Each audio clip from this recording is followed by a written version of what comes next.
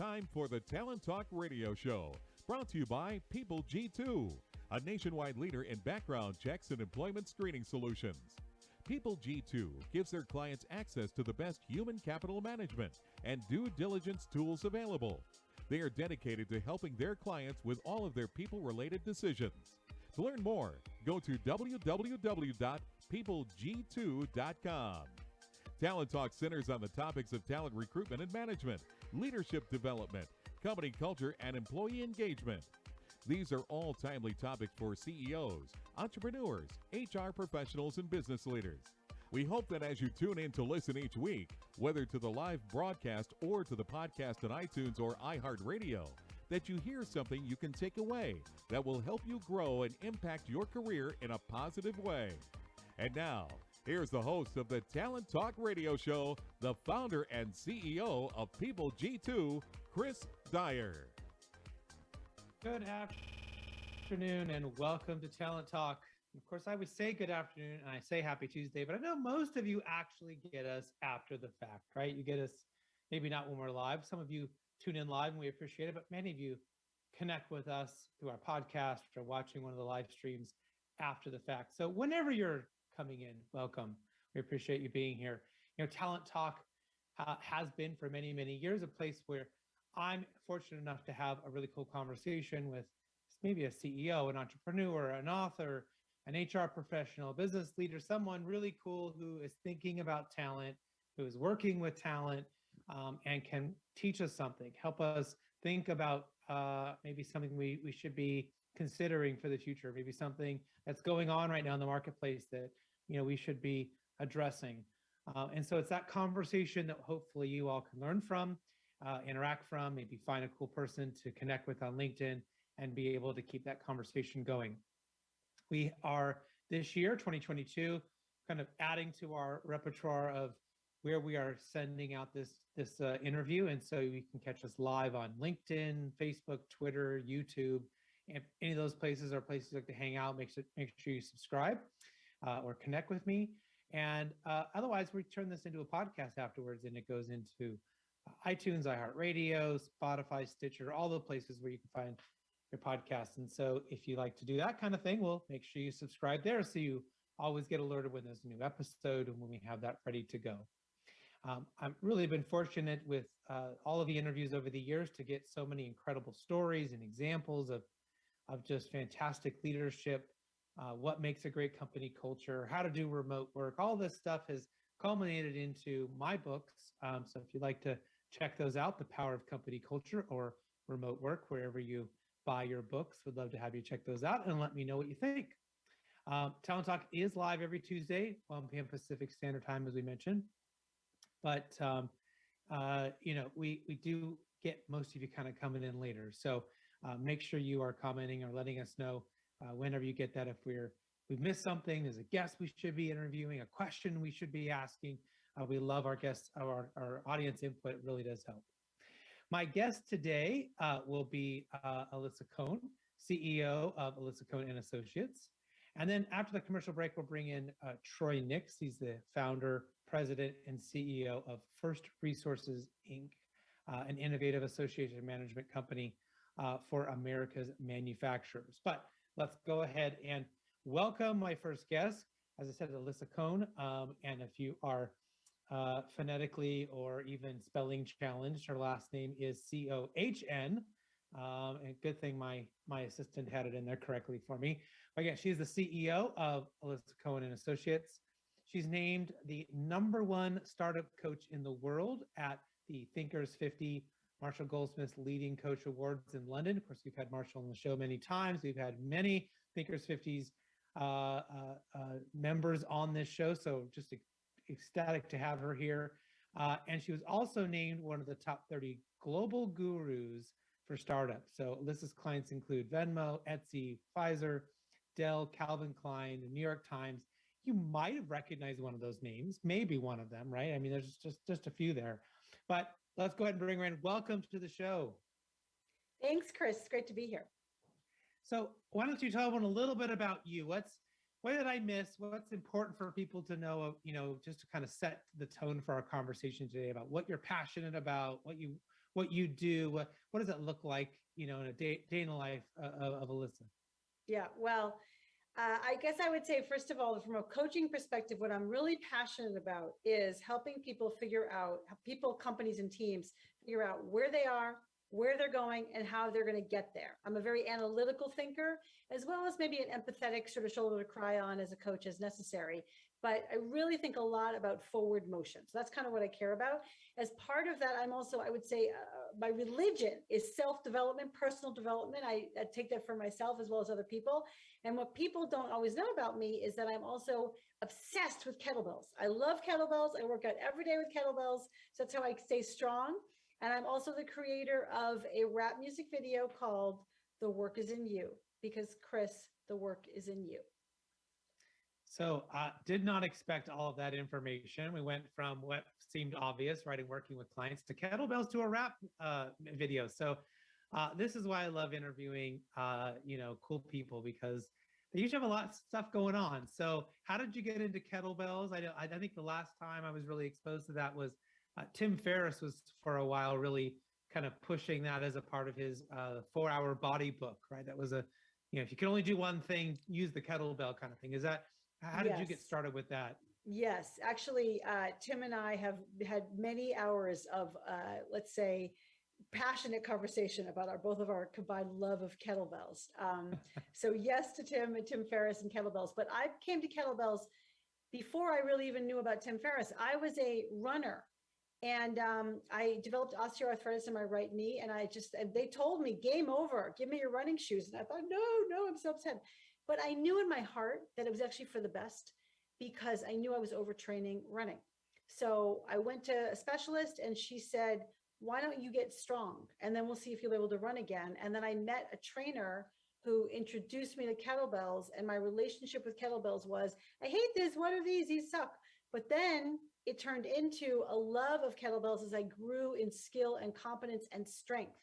And for women in particular, building strength is very empowering.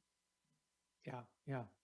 Well, I know some of the things that you focus on in helping leaders and helping CEOs, and certainly those organizations that we mentioned earlier.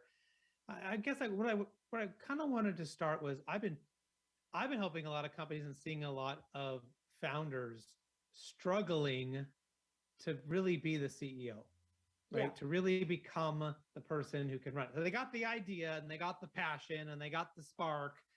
But what has to happen, do you think, for them to really successfully transition into being the CEO for the organization?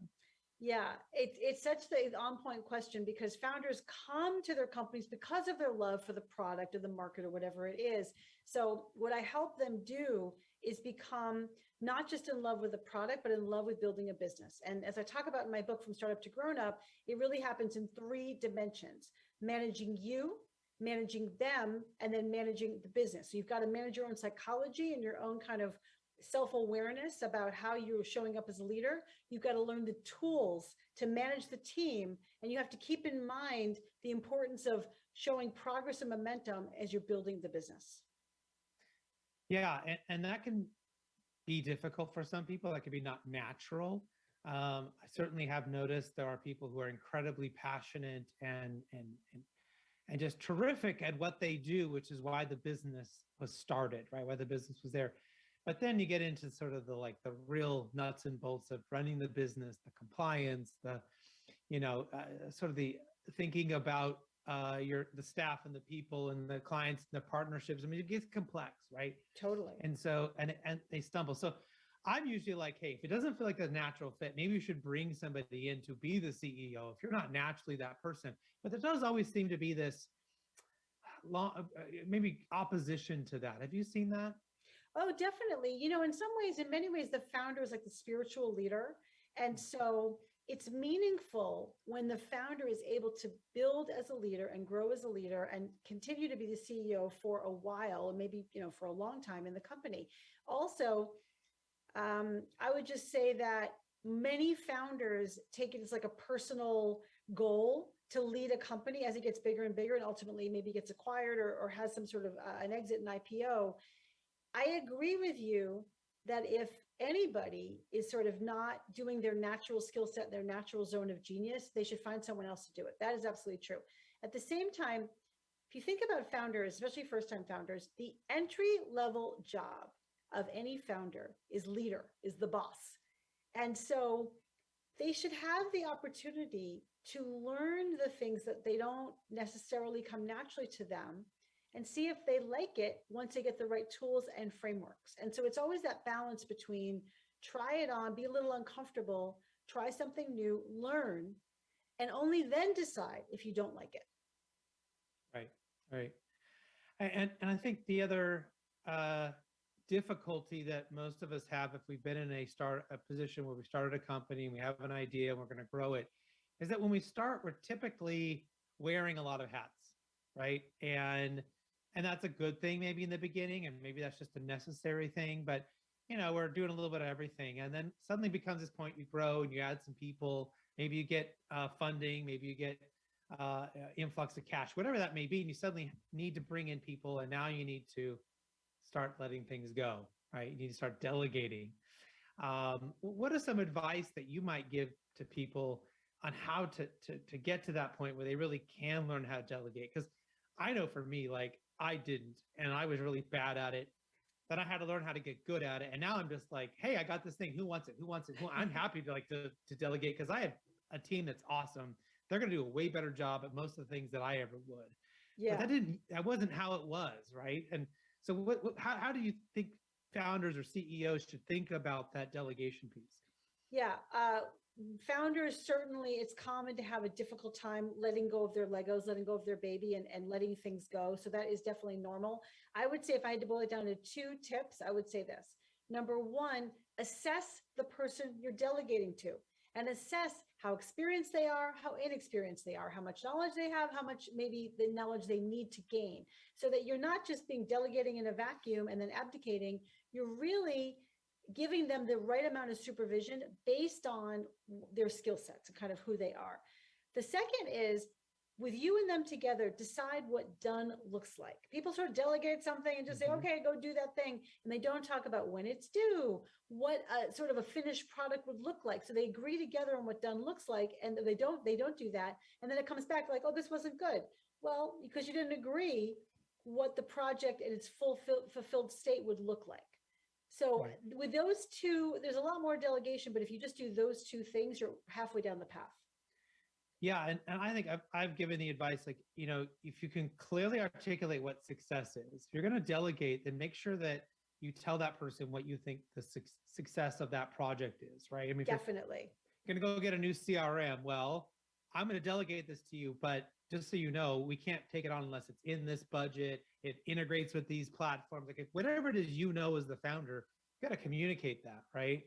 And then maybe communicate, well, what would happen if we failed, right? So what are the things I'm worried about? So go do this thing. Here's what I know is going to make it success. Here's what I know could cause us to fail. And then the third step, and I think it's the hardest one, is trust. Is just to say, now I trust you to do it. You don't need my permission anymore. You don't need me to approve 500 ways down the line. Just do it. Like we've clearly painted the picture or enough of it. Now you go fill in the rest, and I don't need. And I find like that, drawing that line in the sand, like I don't want you to come back and ask me, is this okay 500 times? Like then we're not really delegating, right? We're just, I'm still holding your hand, or I'm still sort of monitoring it. I don't know. Right. And also it's like, do this task and then come back to me, do this task and then come back to me. And then you can't ever check it off your list. And so I think that's super, what you've talked about is very important. It's essential. And then it comes back to, does this person have it in them to be able to take it at that level? And then also, what is the cost of a problem, like the cost of failure or the cost of a bad decision? And if you can figure that up front, it gives you a lot more capacity to trust people. In general, most decisions can be reversed or are not that costly if they're not done perfectly the way you might do it yourself. And, I just remember, I tell this story sometimes to like new leaders. I remember my grandfather, when I was learning how to drive a car, he got in and he just said, all right, let's go. And he didn't give me any instructions, and he didn't like micromanage the process. He would give me things. He would say things if he noticed some things. And he would just say, well, I just know you're going to be a good driver and I trust you. And sometimes he would like put the seat back and like he was going to go to sleep. And I'm like 15 and a half going, what is this guy doing? Like, does he not understand that I'm about to crash this car at any moment? But he exuded so much trust in me. He pointed things out when they were appropriate. And, be careful with this. And he would give me his advice. But I felt so confident because he was so confident. Your grandfather was a brave man. That's first of all. But I think your point is so accurate. You're talking about confidence and trust. That is accurate. That is really important for people. And also what I think that founders and leaders fail to deliver is positive feedback. Mm-hmm. I know you can do it. Good job building confidence in yourself, which then helps you take the ball and run with it. And then helps other people build confidence in you as well. Right. Well, one of the other big things that founders and leaders need to do well is hire the right people. Especially as you're starting the company. So what are some things you suggest that, people that you work with, they should be thinking about with those, really key hires? Yeah, with the key hires, first of all, it starts with like a real strong, robust understanding of what you're trying to hire for. Sometimes job descriptions are so generic as to be ununderstandable. You really want to be clear about how you picture this person being successful. I think actually a great way to do that is for a few weeks, capture the accomplishments that this person will be doing. And that will help you kind of back test your way into the skills they need. That's like number one, to get clear on what you're looking for. And then the second is don't fall in love with a resume. When you go through the hiring process, ask them questions that will pull out the qualities you're looking for and will actually provide evidence for you that they've done this before. And when you talk with their references, don't ask what are they great at, what do they need to get better at, strengths and weaknesses.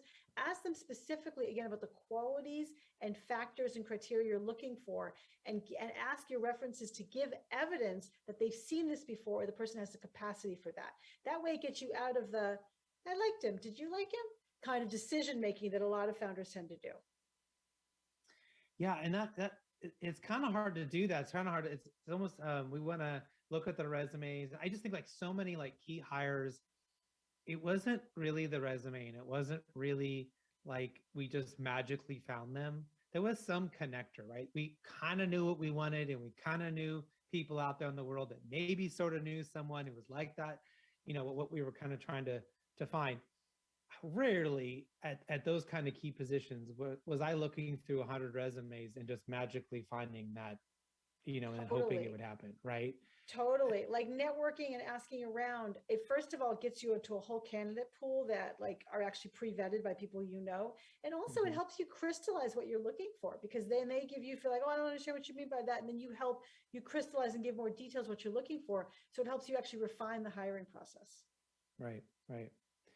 Well, I know you like to talk about structure, and so even structure being sexy. So why is that? Why is structure sexy? Yes. Isn't it self-evident?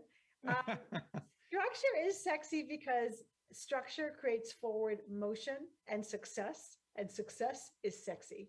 So the way I think about that is when you have structured your meeting, then everybody looks at meetings like that was so useful, and not what's often happening, which is that was a waste of time. And you don't have a lot of time to waste in your company, right? These are expensive rooms. Structure is sexy because it lives in a dashboard that tells you at a moment's glance what's working and not working inside of your company and helps you pinpoint what you need to do to fix it. So I think about structure as being the rocket fuel that empowers momentum and traction and ultimate victory. Yeah, and there's always that, how much structure do we just create the skeleton, right? Do we create the framework, or is structure creating the entire environment?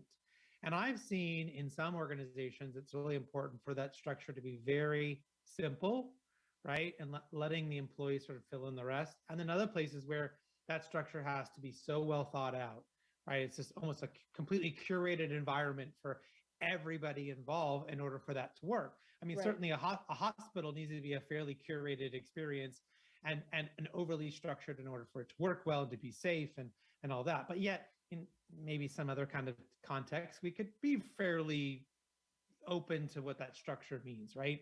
And so we have to really think about that as leaders into what are we really doing and how much has to go in there. I'm always an advocate for doing I don't want to say the least amount of structure, but not overbearing, the structure there, right? Yeah, as light as you need, and then or I should say as heavy as you need, but as light as possible, right? So you want to design something that is simple enough also for people to use. And then I would just add that it's obvious that the structure you need in a 20-person company is different from 200, is different from 2,000 or 20,000. And so when you can see everybody in the same room, you just need less structure. But when that fails, that when ultimately you have different rooms and different conference rooms, different meetings, you need ways to tie things together. That's where structure becomes super important. Right, right. Well, and part of that structure sometimes for leaders can be the use of dashboards. How can leaders best use those? Well, I do love dashboards. I love me a good dashboard. And really the reason it's so powerful is because you can see at a moment's notice what's going on inside of your company. But even more fundamentally, it requires you to think about, if I could only look at 5 key metrics to know how the company is doing, what would I look at? That is a very powerful question for you to ask yourself as a leader and for you to ask your leaders around you. And by the way, you might get different answers. That's interesting. But ultimately, you really want to have it serve as a galvanizing and aligning force so that we all know what the key factors are, the most important factors. And then we also know how we're doing very specifically up to the minute on those key factors. Right, right. And, you just said something that kind of resonated with me. It's like trying to figure out what are those key things that you really want to see and want to do. Because I've seen a lot of people try to create dashboards and give data to executives, but that isn't necessarily what is important, right? It's not necessarily what they need to look at. I mean, maybe for some executives, sales is going to be important, or maybe it's website visits, or maybe it's hires, or the sort of the churn rate we might be having in a big organization. Are we losing a lot of people? Are we doing too much hiring? I mean, there could be lots of different factors there that may give them a clue as to how healthy or unhealthy their business might be. Without a doubt, I would just say, even like this notion of sales, I worked with a company once and what they were tracking was sales. That sounds reasonable. But when you really got into it, we layered into it. And what we found was he's got a certain number of salespeople. They're all making their calls and making their meetings. And if everybody closed 1 sale per month, they would get to where they needed to go. So how do you do that? X number of calls per month to get to the 1 close per month. And then it was the key metric was not sales, how are we doing, which masked a whole bunch of productivity questions. It's how many calls is this sales team doing per month? That turned out to be the key metric. So that's not because I said so. That's because we actually did the deep work in looking at the business to understand what moves the needle for this business. Yeah. And then, the executives have to be careful because we can come up and say, when they were doing really well, they made 100 calls. Let's just say 100. Let's say 1,000. They made 1,000 calls this month, right? But that doesn't necessarily mean that 1,200 is better. It could mean that 1,000 is the equilibrium. It's that perfect moment between they've done enough work, but they still have enough time to close the deals and get things done and do everything else they need to do. Because I've seen people say, well, 1,000 is good, then we'll do 2,000. And then they start doing 2,000 and now the whole thing's broken, right? Right. And it's not working. Right. Great point. That's a great point, actually. Yeah. A lot of leaders, I think, are probably, I saw them kind of take a step back during the pandemic when we were all had to go home and all of that, right? And they were able to actually sit and think a little more. They were actually able to connect with their people a little bit more. A lot of businesses were a little bit slower and and so they had a little more time, right? They didn't have commutes and all that. And I noticed that they were able to kind of connect with their teams in ways that they hadn't ever really in years past. I mean, and a lot of companies brought on Zoom or Teams or whatever, which they didn't have before.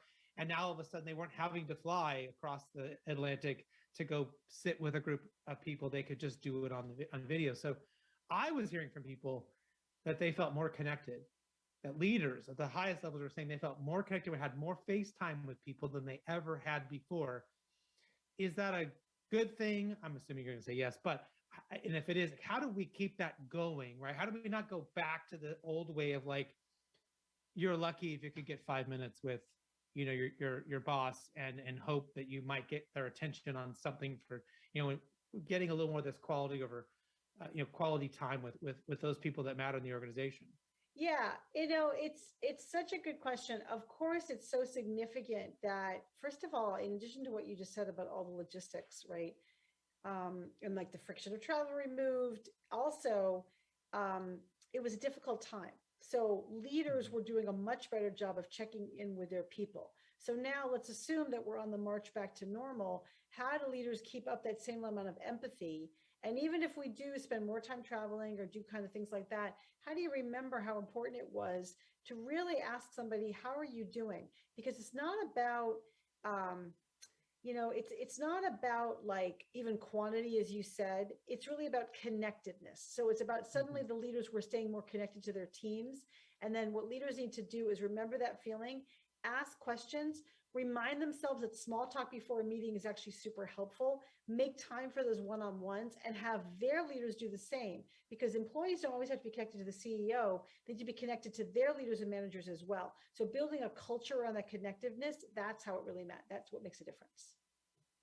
Well, unfortunately, we are all out of time. Certainly, I've learned a great deal from you. I'd love to have you come back to the show at some point and keep the conversation going. But the most important question before we go is, how can people find out more about you? Where should they go look for you online?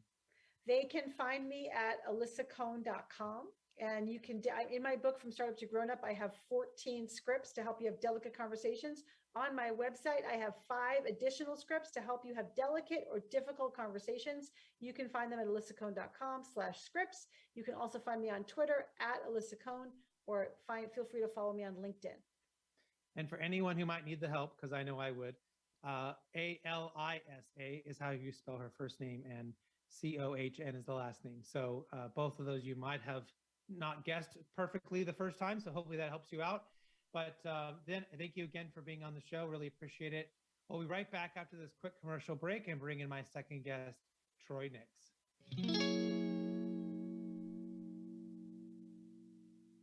Imagine buying a newspaper and discovering that the news you're reading is 6 months old. There isn't much that stays the same for 6 months. And the same thing goes for background checks. In a time when so much outdated information is being passed around, it's good to know that People G2 offers something different. At People G2, we provide today's intelligence, not yesterday's news. Our value-added approach offers you a fully FCRA-compliant solution that includes up-to-the-minute information. By combining industry-leading technology with old-school human investigation, People G2 is able to give you information that is accurate right now, delivered quickly through our online system or integrated with your HR system. So ask yourself, are you comfortable working with old news, or are you ready for a different kind of background check company? Visit peopleg2.com or call 800-630-2880. That's 800-630-2880 or peopleg2.com. Welcome back to the Talent Talk Radio Show. In case you missed my first guest, you can check out Alyssa's interview on the podcast on iTunes. You can also go to talenttalkradio.com, on Podbean, iHeart. It's everywhere. YouTube, Twitter, Facebook, wherever you find me with the show, make sure you subscribe. You can check out that. And then you can also make sure that you can get the copy of the interview of my next guest, which I'm excited to bring in, which is Troy Nix, founder, president, and CEO of First Resource, Inc., an innovative association management company for America's manufacturer. Troy, welcome to the show today, sir. Hey, Chris, thanks a lot, man. I've been really looking forward to this. It's an absolute pleasure to meet you. Well, why don't you tell everyone a little bit about you? What did I miss? What's important for us to know about what you're passionate about for our conversation today? Wow, what am I passionate about? That's like all the above. Just passionate about life, man. Hey, just a little bit of background so the listeners and viewers can better understand where I came from. But graduated from the United States Military Academy at West Point in the mid '80s, and had an opportunity to serve our great country. And from there, I did a stint in U.S. manufacturing. I learned how things were made. And while I was doing that, I started up a little home-based business, was able to sell that. And from then on, I would say about 30 years old, I just wanted to run something. And so for the last 25 years, I've created 3 different companies. And right now, First Resource, which is my association management company, runs 3 national trade associations in manufacturing. And so each and every day, which is really cool, I get the opportunity to engage with senior leaders. And I'll tell you what, it's like every day I'm getting an MBA on the job, watching very, very skilled professionals and leaders lead through adversity, like we've been experiencing, especially for the last 2 years. So it gives you kind of a skill sense. I guess roughly 1,250 manufacturing companies under our umbrella. So there's a lot of learning that we do each and every day. Yeah. Well, it sounds like you have always been on the path of, I guess, learning what's important, learning from the best. Certainly West Point is a good place to start. And then being able to translate that into all the different things that you've done. So I'm excited to kind of pick your brain here, which is what this show is all about, is to try to learn and understand what other leaders are doing and maybe some of the things we should be thinking about, we should be putting our attention towards. But as my first question is, what are some of the ways leaders can help employees deal with, today's other sort of larger demands? And I think a big demand that has been on a lot of people's minds is customers, right? We've seen a higher demand of customers expecting. This might be the influence of Apple, right? We sort of gave everyone like this perfect interface and people just expected it to work the first time, right? And so we've started to really see customers expect perfection and transparency and all of these things from us, but so they've become a little more demanding. So how do we help our employees deal with that? Well, before I go there, Chris, I got to ask you. So when's the last time you've been to a fast food restaurant where you've driven up to the window and they've been closed because there's nobody to work? Or better yet, you go up and you order maybe a hamburger and you ask for maybe ketchup or what have you, and they're like, we don't have that. And it's unheard of, isn't it? Right. When's the last, it's a constant thing. And so I actually think our expectations of customers, right, being a customer is actually, I think everybody's getting a little bit more patient, maybe. I know that's odd, but would you say yes or no to that? Well, I think because of the pandemic, we got a little more patient with people. We understood about staffing needs and supply chain issues. And so maybe we're a little more there. I've noticed that on the retail side. On the service side of I've noticed the opposite. They're getting more demanding, right? Yeah. Well, I'll tell you what, it's interesting because I knew you were going to zing that question in terms of how to deal with these customers that are angry and kind of where does it all start? And one of the things that I think is important, especially I'm thinking you might have a lot of small business owners that listen to this, maybe department leaders. I guess it doesn't matter what leadership you role, but in my organization, everybody faces the customer. And so it's on a daily basis where there could be conflicts and my employees have to handle those conflicts. So it's interesting because I knew you were going to ask the question. I actually sat down with one of my longer term employees this morning and I asked, hey, what do you think that we're doing internally to help our employees better deal with angry customers? And she said something very interesting, and I wouldn't have gauged it. I wouldn't have approached the question like this, but she said, it starts in the hiring process, Troy. Like we train our people, first and foremost in our hiring process is we make sure that people understand our values, they align with our values, and understand the core competence of dealing with our customers, because without our customers, we don't have a business. So, but up front, we align values. And so that when our employees are on the front lines, they pretty much know that they have the ability to make decisions on the spot and they will not be undercut by me or anybody else. Extreme ownership in decision-making, extreme ownership in dealing with the frontline customer. We deal with that right up front. Anytime we onboard a new employee, they know, and we provide them the tools to deal with almost any situation. I love that. I love that. And that's really the similar philosophy of Southwest Airlines, right? Is that they provide incredible training, but they tell the employees, you have the right to make that decision. If you think that you're doing the right thing for the client, we will back you up. Now, privately, they might have to retrain them or explain to them how they want them to make the decision differently next time.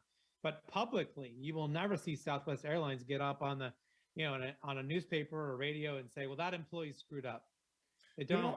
Yeah, I'm glad you brought that up because as I was talking to, I call all my employees. We're all team members with one another. We support one another, and she told me today, she's like, we've been in situations where maybe the employee hasn't necessarily been right or 100% right in difficult situations, but we deal with that after the fact, not during, because during, these are my soldiers, man, and I got my soldiers back because in the long term, right? You can, I understand everybody wants to keep their customers. And man, when I started my business 25 years ago, I begged a lot. I'll be honest with you. If I had to do all over again, I probably wouldn't have begged as much. But man, when you need to feed your family, right? You need any big, I got to keep the lights on, man. I need this customer, but I probably would have done a little bit differently. But even with that said, what's it worth, especially in this day and age where you can't find talent, can't find loyal people, can't find people who want to get up in the morning? I have people that do. And so I'm going to protect my base because my base has to last for years and years and years. That customer can come and go. I can always find another one. I can't find necessarily another one of my employees that are here. All of my employees, for the most part, are long-term people. So we've got a significant investment. So that's it, man. I got the back of my troops. Yeah. Yeah. And, you have to figure out what's the right cadence with a demanding customer. Sometimes demanding customers push us and help us get better, and they help us see where our faults are or our shortcomings are, because they want us to provide something even better than what we had anticipated. And I think that's okay. You have demanding clients who maybe, they expected something and our employees didn't quite deliver. And so we have to figure that out. No problem. Also demanding customers, though, that might be, crossing a line. So I always want to sort of remind leaders that if you think that client has crossed a line and they're being unreasonable or they're being unkind, or you got to remember to protect your people too. And sometimes you got to tell a customer to pound sand and let them go if they're not going to fall in line with your values, right, and what you think is important for your customer, for your employees, right? Yeah, I'm glad you brought that up because it's this concept of continuous learning.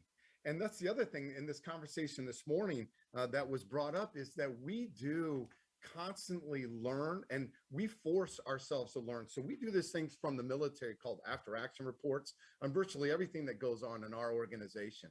So if we hold an event, something virtual or something goes down, we will huddle in the hallway, huddle around a conference table, do Zoom and say, okay, what was expected to happen?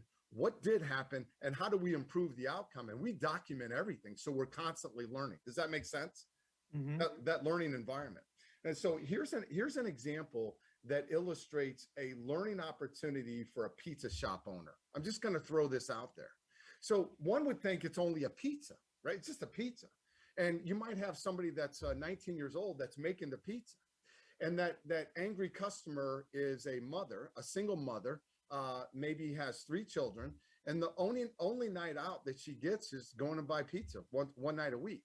And she asked the pizza parlor to keep the cheese off because all her kids are dairy intolerant. And all of a sudden she takes her pizza home one night a week she looks forward to, and now she's irate. So to me, there's a learning opportunity for that pizza parlor owner to sit down with the employees and to further help them understand why people actually buy that product. Some actually look forward to it. It's special to them. And I think that when you align those values, and this is that concept of a leader, okay, you get an angry customer, then you find out why they're angry, to then translate that anger so that you can educate your employees that are dealing one-on-one with that customer to say, oh, I get it, better understand that. And then I think if you can better understand a customer that is unsatisfied or where you haven't met their expectation, somebody who's willing to take that step to better understand them is better often able to meet their needs in the long term too. Yeah, and providing customer stories, right? Why is it that they do what they do, and whether that's a good thing, right? Why do they buy from us, and what value do they get, and what is that? Why is that important too? Well, what happened when we failed, right? What impact did that have on that family or that customer, or whatever it was, when we didn't meet our expectations or our promise to our clients? Having your employees know that, right, and hearing those stories is I think the only real way for them to truly understand, because we can sit up at the top as the business owner and understand that, right? We created the company because we understood the needs, we understood the value in the marketplace. But our average employee, if they don't get that, right, how could we possibly expect them to do it the way we want them to do it, or deliver the way we want them to deliver, if they don't understand the story, right? If they don't understand how it impacts others. And I think there's often a big disconnect between the C-suite, right, Yeah. and the average person doing it if they're not bringing those stories together. Chris, you are hammering this, man. This is really good. So this is interesting, and I don't know if everybody can see this or not, but I'm holding a piece of paper, and this piece of paper basically outlines my leader's intent. This is my philosophy on how I deal with people. These are my expectations. This is baggage that I've basically accumulated my entire life, and it's on a piece of paper. So that when you're a new employee in this operation, I try to bring some of those stories and share so you know exactly what you're dealing with. So I'm going to read this. It's the concept of ownership. So I have 4 different or 5 different areas on this piece of paper. And under the concept of ownership, here's what I explain. I value people who take full ownership of their results, the results of their relationships, the results of their lives, and the results of their work. Don't complain. Don't explain. Own not only what you touch, but own everything in your perimeter. So obviously, a little military speak there, but I will tell you, my first day in the academy at West Point, July the 1st, 1983, indoctrination day. I get into the tunnels and I start to talk, and they're like, and they had some explicitives and things like that, right? But 4 responses to any given scenario. Yes, sir. No, sir. Sorry, did not understand. And no excuse, sir. That's it. It didn't matter if you were going through an inspection and the guy next to you didn't shine his shoes correctly, and the commanding officer looked at you and said, "Hey, Nix, what's up with your buddy?" Hey, that's my fault, man. I should have saw that. It's in my perimeter, and I should have helped my buddy understand the fact that he had a defect, and I needed to fix that. And you realize that concept that's drilled into you in the militaries, those small little defects oftentimes cost lives. So I try to bring that into my own operation and say, hey, man, you own everything. And because you own everything, I'm going to back you up. You're my soldiers. I'm backing you wherever you go. So that's one concept, is that when we have new people, and then I also go over this continually. It's like, and then I have other people in my organization that have their own leader philosophies. So we know where each other's coming from, so we can be on the same page, man, because that's the worst you can do is the new employees over here and you're over here. It's like, why let that happen? Let them know where you are. And I can almost assure that you already know I'm intense, right? And I talk about work ethic. I talk about character, this concept of honesty and integrity. I will not tolerate anything that lacks integrity in this organization. So people on their first day, they know that, and they know that in the interview process. Right. And that it's so refreshing. You kind of have stories, right? You have this way to sort of, I think that's the way that we can really help our people understand, is we can give them a story, something that's really happened, to demonstrate the points. One thing for you to say, hey, you see it, you own it. Okay, well, what does that mean? But when you gave me the example of the person next to you, you could have observed that they weren't ready for inspection. You could have seen that, and you could have told them, helped them. You could have done something about it, right? And not just said, well, that's not my problem. It's not my thing to do.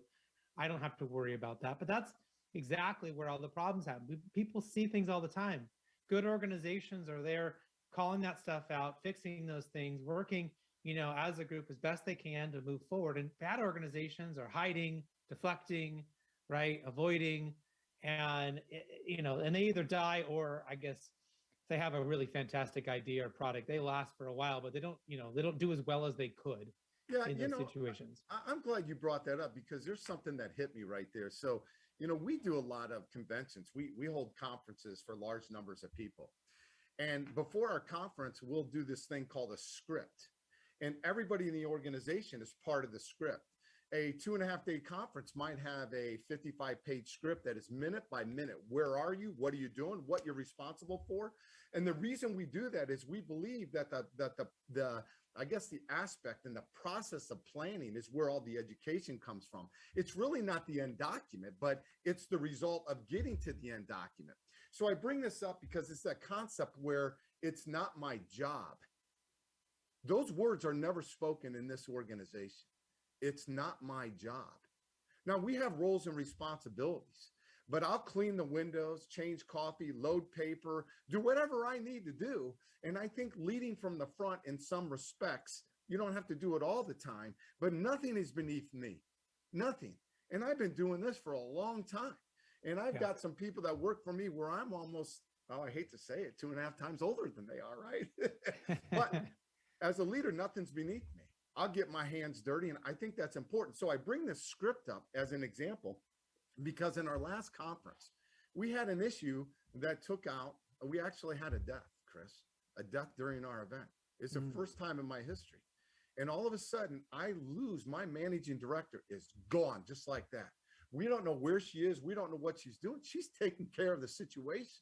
But because of that, nobody looked around and said, well, that's not my job to get that $40,000 keynote speaker to the stage. No. Everybody we just filled in like water fills in the basement when you don't want it to. But that's what my people did in a good way, because nobody says it's not my job. And that's the culture of this organization, is ultimately the service to customer. And we had 525 of them in basically a 48-hour time period that we had to service, and we had to do it at a world-class level. Not my job doesn't cut it. Right. And that's, it doesn't just happen overnight. And it's not just saying these things to our people that creates this environment, right? It's a combination of teaching them, of demonstrating it, but it's that practice over and over and over again. And I'm not sure that the average person gets that training or gets that education about how to really formulate a leadership plan that way. I think it probably makes total sense to you coming out of West Point, because you observed a process, right, as a baseline, and you could iterate from there into the private sector. But I mean, as a baseline, you had something that the average person doesn't have. Maybe they get a little bit out of sports, right? I remember getting, the lessons, the things that happen when you're in sports, but even that is a little bit, do what I say because I said so.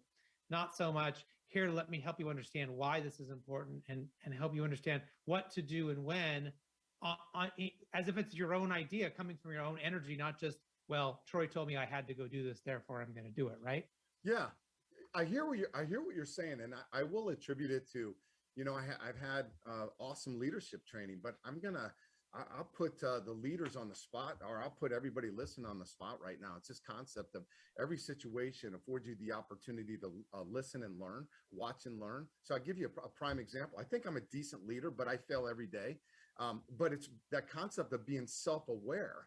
And I look at myself in the mirror all the time and judge myself. How am I doing? And I'm not doing well right now. I will tell you, I am not doing well. But here's a perfect example of how I learned. So I had this convention. He was running he's a general manager of one of the major Marriotts down here in Indianapolis. And interestingly enough, I'm having a meeting one day because I didn't get service the way I wanted. This is a couple of years ago. We didn't get service the way we needed to. So kind of working through some issues. And during this, when I pulled into the parking lot, I was greeted by CIA, FBI, Kevlar policemen, state troopers. And I'm like, what's going on? Well, it just so happened on that day, the Vice President of the United States was in town, and he happened to be in the hotel. So things were absolutely crazy. I sit down with Keith. I'm like, man, why didn't you cancel this meeting? He goes, Troy, you're an important customer of mine. My people have this. And I was like, oh, okay. So we're going through, and he's talking about ups and downs and managing the business and totally revamping the hotel and this and that. And this is a guy I look to, and it's like, man, he's got a lot of responsibilities. So I get to the point here. So I go out to get my car, right? And I give the valet, I give him my ticket to the valet. Keith's sitting there talking to me. And the guy comes with my car, and he gets out of the car and gives me my ticket. And I'm like, hey, son, and he's only like 20 years old, right? I said, that's not my car. I said, if it was better than my car, I'd take that one, but it's not. And Keith is standing right there, and he's like, oh my gosh. And so the kid looked at the ticket, and he reversed 2 numbers. And so the kid went back in the car to get my car, and Keith looked at me, Chris, and he said, Troy, I'm really sorry. This is all my fault. I said, what did you just say? He said, this is all my fault. I said, how can the valet driver who brought me the wrong car be your fault? This is a leader, Chris. Okay. And he said, had I had enough forethought of the stress that my valets would have been under, I would have double stacked. It's a national security issue every time they get a car, and they're feeling the pressure, Troy. He said, so I've learned from this. And I thought about this concept of extreme ownership and how he was able to take this tense situation, because I'm a major customer, right? And to say, no, it's my fault. I should have done this. And I should have slowed my valet down. Hey, man, I could have just gotten my car and drove away and never reflected again on that situation. But I'll tell you what I did. I got in my car and I drove away, and I started thinking of recent events that had happened to me, where internally I was pointing my fingers at the failure of my people when the failure ultimately rested on my shoulders. Yeah. Wow. Yeah. Wow. So I learned from people all the time, man. That was a great learning experience. And because of that, I now look at extreme ownership. When there are failures in my organization, I look at there's a process failure, because my employees don't come to work wanting to do a bad job. And I think first and foremost, if you're running anything, or if you're a manager or whatever, I think first and foremost, people don't get out of the bed in the morning before their feet hit the ground and say, I want to do a bad job today. Right? Right. That's right. So when a major flaw happens, I think you have to look at the flaw and say, hey, where did the process go wrong? And how do we improve the process, and then educate on that process to make sure it's followed? Well, certainly have learned a great deal from you today. I would love to have you come back at some point and keep the conversation going with me here on the show. But unfortunately, we are all out of time. So I want to make sure we ask the most important question, is that how can people find out more about you? Where should they look? What website should they visit? What's the best place for them to do that? I appreciate the selfless promotion here, Chris, but I have my book, and it's called Eternal Impact. Rolled it out in March of 2020. And you can find out more about me at troynix.com, and where you can kind of listen to some of the videos that I have in the marketplace. I'm a keynote speaker. And first and foremost, the reason I do all this is I have my own personal mission statement, and that is to impact as many people as I can while I'm here on this earth. Well, I love it. It's a fantastic message, Troy. And again, thank you so much for being such a great guest today and giving us so many fantastic insights. Thank you to everyone who's been listening to the show, whether you listened live or got us after the fact. We really appreciate your support. Don't forget to subscribe and comment and like what we're putting out there, so we know who you are. And most importantly, until next time, do what you love and show the world how talented you can be today.